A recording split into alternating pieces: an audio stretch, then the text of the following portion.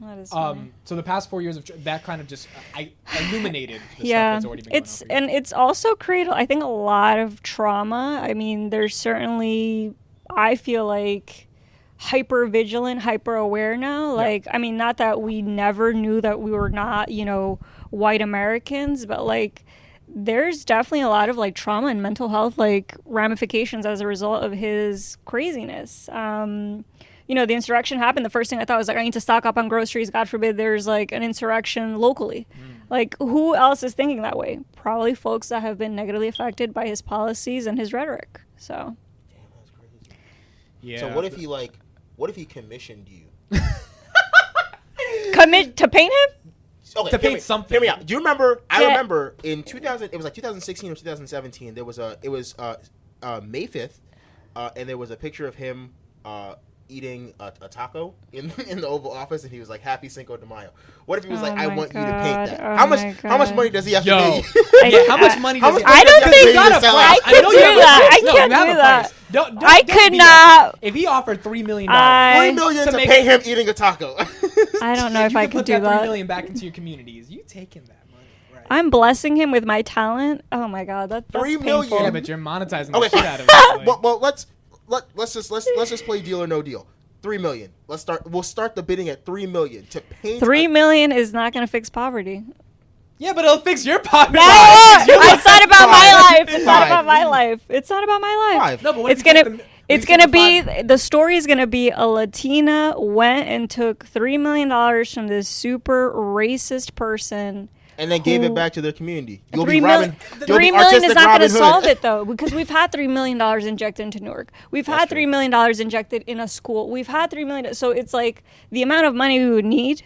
But I think that represents a larger conversation, which is, and this goes to art. Convicted. This goes to art. I would have immediately taken that money. I'm trying to think, because I'm just like do I? Because my point is, like, if an artist does something against their moral beliefs, painting for Trump would be obviously against your moral beliefs. But the end result of it is like this consequential amount of money. Yes, it's not going to solve poverty, but that $5 million is going to help out like maybe 1,000 people's rent for a couple months. Like, and not saying you can obviously make your own decision. How do you feel like an artist should approach that when they're dealing with a moral dilemma, but a net good outcome of that moral dilemma? That's a creative solution that exists for a lot of people. Yeah, I mean, we see that now with, I mean, I'm not even going to get into this, but like people, it's a moral dilemma if you allow it to be, right? So if you're saying someone is ultimately going to get the right price and cave, then I don't know that it's a dilemma anymore. Like actually have a breaking point. Right. I think for me, it's like I don't foresee a breaking point, like unless I would have to paint him, and even then, like mocking him in some way, not the way he wants to be rendered. That's different, but. Yeah. Like, what if you painted him back mad orange, like mad orange? Like a Tito. Exactly. Then that would be like making fun of him. Then I could probably see myself doing that. Because it's a question of selling out, which I think artists have to deal with, right? It's like even like musicians, right? If they collab with that star because they know that collaboration is going to go wild, but that star is not worth collaborating with. You know, it's not going to help your brand. It's just going to make you some money. Is it worth it? And a lot of good musicians have made that decision, and their careers have been seen a little bit less in terms of legitimacy than before. They didn't. I like what you said, though. It's a problem if you let it become a problem. Yeah. Like, now I'm just thinking about all the ways you could mock him. My favorite so far that I've thought of is paint him with the Make America Great Again hat, and like make the Make America Great Again hat really pop out. But then like make sure, like, you know how every hat has like a tag on it that's like made in China? I'd make that like really big. That's I like that. Yeah. I like that. All right, I think we're wrapping up. My final question, and David, I don't know if you had anything else, but my final thing is, like, where do you see your art going 5-10 years from now? Do you still want to have a 9-to-5? Do you want to get in crazy museums? How do you want to live out the rest of your legacy when it comes to creativity? That's so hard. Part of me just knows that I want to be, an agent of change, someone that has influence, someone that can make a difference, whether that's through a 9-to-5 or through my artwork. I do want, though, for my art to be able to stand on its own, and so that it's not just like a side hustle or like a little thing, but that it have, reach and that it have that exposure. That would be amazing. I mean, if I can get to that point where I don't have to work a 9-to-5, but I could still, monetize significantly from my art and do other endeavors while I'm at it. That would be ideal. Do you ever see yourself setting up like an organization or something for like young kids to get better at art, or like is that something that's been in? I wouldn't do like an organization, nonprofit. I have thought like entrepreneurial. Like I do want to have some sort of company. I don't know in what sector or area just yet. Yeah. But the thought of providing employment, dignified jobs where you're earning not $15 an hour, not $20, but well above that. Right. And just You're doing investing in meaningful work. people. Exactly. And bringing, and you have to remember, like, big employers contribute to the communities wherever they're located. Right. So that matters. Where would I place my company, people I would hire, how much I would pay them, the types of jobs, like all those things I think about. God bless you. I want to get one Thank last you. thought on you. How do you feel? You're still living in Newark. How do you feel about the gentrification of Newark right now? 'Cause there's a Dunkin' Donuts Yeah. and Starbucks near Broad Street. And I'm like, those probably used to be replaced with Yep. mom and pop coffee shops.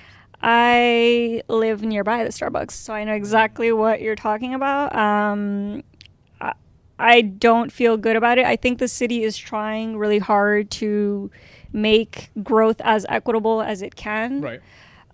There's just so many systemic challenges that, you know, it doesn't matter like if a mayor just says like this is my vision. Like you have to remember the whole education system, you have to remember the employment opportunities, you have to remember that even if we end up going to college and, you know, have great educational backgrounds, who is hiring us and what types of jobs are they hiring us for? And then you have to think about like there's just so much there that It's hard for a mayor to reject a Starbucks when he knows how much money that's going to bring into the city, even if one business gets shut down. So it's a very and they're complicated- employing people too, right? So there's that.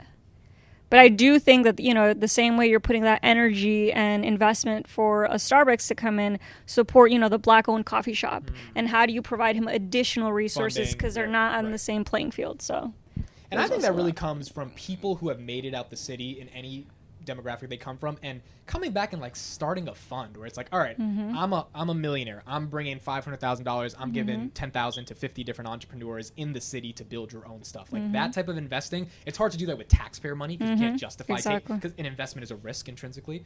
But if actual people come from the city and bring money back, I think that's where we get some real change. Yeah. All right, that's it. We're good. We're done with the pod. Any last thoughts? No, I love art. Not good at it. Made me I love haven't a little seen more. it. I want to see your It's art. not good. It's not gonna be good. If we got paper, I'll draw something. I got pens. Diana, where can they find you?